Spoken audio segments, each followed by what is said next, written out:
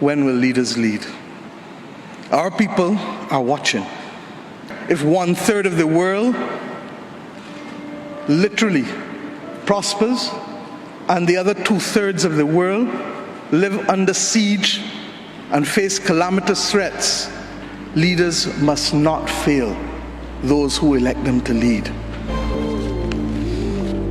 Your Royal Highness, Excellencies, distinguished guests, ladies and gentlemen, the pandemic has taught us that national solutions to global problems do not work. We come to Glasgow with global ambition to save our people and to save our planet, but we now find three gaps: on mitigation, climate pledges or NDCs. Without more, we will leave the world on a pathway to 2.7 degrees, and with more, we are still likely to get to 2 degrees. These commitments, made by some, are based on technologies yet to be developed, and this is at best reckless and at worst dangerous. On finance, we are $20 billion short of the $100 billion, and this commitment, even then, might only be met in 2023.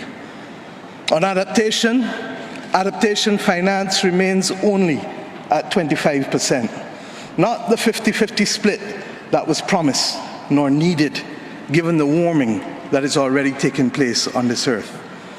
Climate finance to frontline small island developing states declined by 25% in 2019.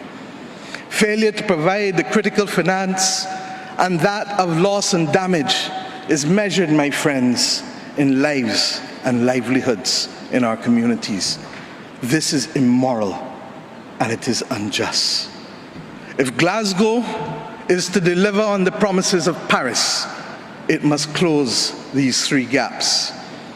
So I ask to you, what must we say to our people living on the front line in the Caribbean, in Africa, in Latin America, in the Pacific, when both ambition and regrettably some of the needed faces at Glasgow are not present?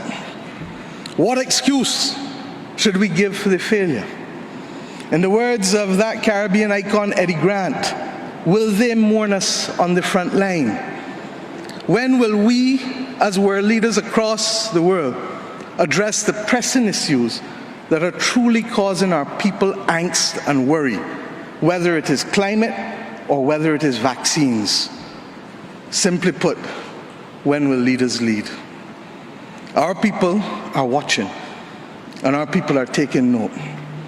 And are we really going to leave Scotland without the resolve and the ambition that is sorely needed to save lives and to save our planet?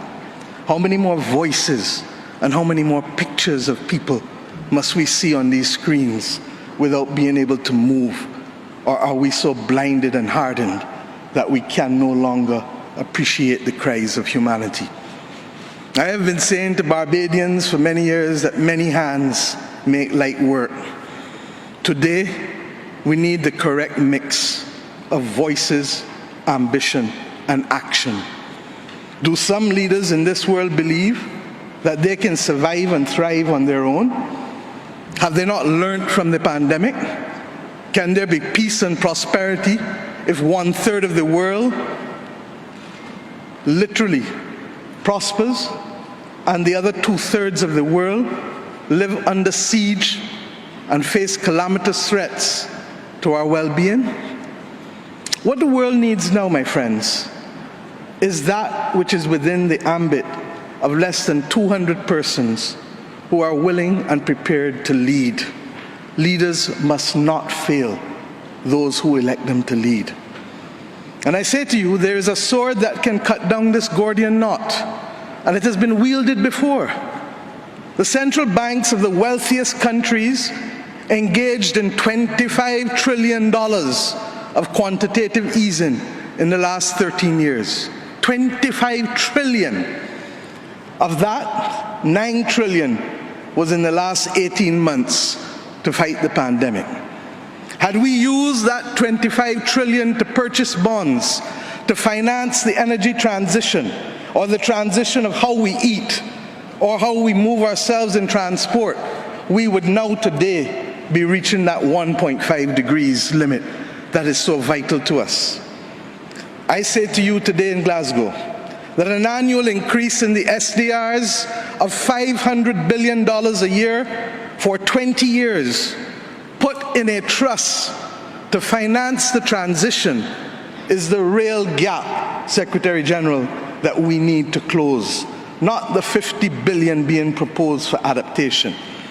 And if 500 billion sounds big to you, guess what? It is just 2% of the 25 trillion.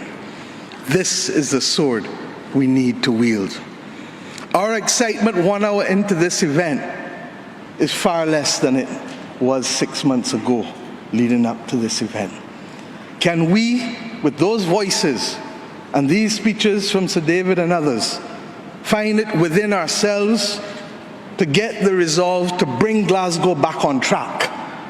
Or do we leave today believing that it was a failure before it starts? Our world, my friends, stands at a fork in the road. One no less significant than when the United Nations was formed in 1945. But then, the majority of our countries here did not exist. We exist now. The difference is we want to exist 100 years from now. And if our existence is to mean anything, then we must act in the interests of all of our people who are dependent on us. And if we don't, we will allow the path of greed and selfishness to sow the seeds of our common destruction. The leaders of today, not 2030, not 2050, must make this choice. Our people, the climate army, the world, the planet, needs our actions now, not next year, not in the next decade. Thank you. Did you like or hate what you heard? Let us know in the comments below, and if you want more candid speeches like this, be sure to like, subscribe, and hit the notification bell to catch all our latest videos. And please feel free to leave your suggestions, news tips, or topics about Africa you'd like us to cover.